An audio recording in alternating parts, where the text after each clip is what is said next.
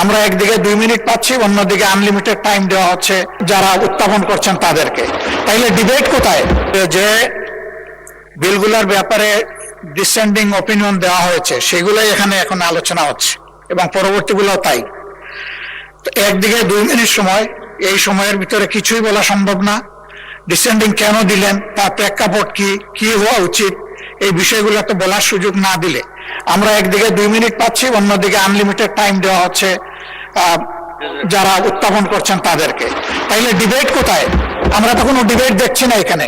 সেই ডিবেটের সুযোগ যদি না থাকে, মাননীয় স্পিকার এখানে বসে আমাদের লাভ কি? আমরা যদি আমাদের কথাই বলতে না পারি, আমাদেরকে আমাদের কথা বলার সুযোগ দেওয়া হোক এবং যারা ফেজারি বেঞ্চ থেকে এটা উত্থাপন করবেন তাদেরকেও পর্যাপ্ত সময় দেওয়া হোক। আমাদের কোনো আপত্তি নাই, কিন্তু আমাদেরকেও যেন পর্যাপ্ত সময় দেওয়া হয়। ধন্যবাদ মাননীয় স্পিকার।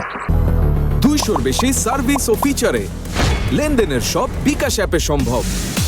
মাননীয় বিরোধী দলের নেতা, আমি সংসদের অতীত নজিরগুলোই শুধুমাত্র ফলো করে যাচ্ছি। ওখানে আপত্তি জানালে, উত্থাপনের আপত্তি জানালে তখন 2 মিনিট করে সময় দেওয়া হতো, আজকে 6 মিনিট দিয়েছি।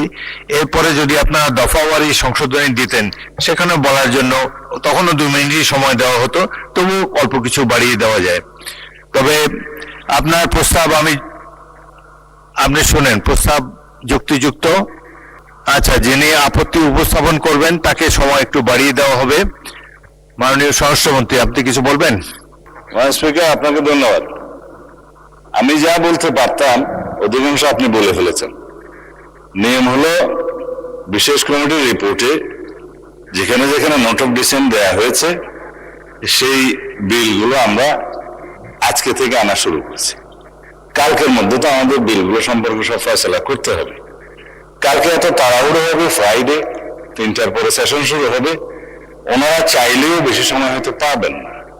আজকে যে সমস্ত বিষয়ে নোট অফ ডিসেন্ট দিয়েছেন সেই বিলগুলোর উপরে বিধি মোতাবেক উত্থাপনের পরে আপনি আপত্তি উত্থাপনকারীদের মধ্য থেকে একজনকে ফ্লোর দিয়েছেন, 3 গুণ সময় দিয়েছেন, ভবিষ্যতেও দিবেন, অসুবিধা নাই। আমরা এখানে খুব সবাই আলোচনা করে সবকিছু ফেসলা করতে চাই। এরপরের স্টেজে ওনারা ইচ্ছা করলে সেকেন্ড রিডিং এর সংশোধনী আনতে পারতেন, আপনাকে নোটিশ দিতে পারত, সেই হিসেবে আবার সংশোধনীর সময় আলাপ করতে পারতেন। থার্ড রিডিং এ তো খুব একটা সময় নাই পাশ করার সময়, তেমন একটা নজিরও নেই আলোচনা করার।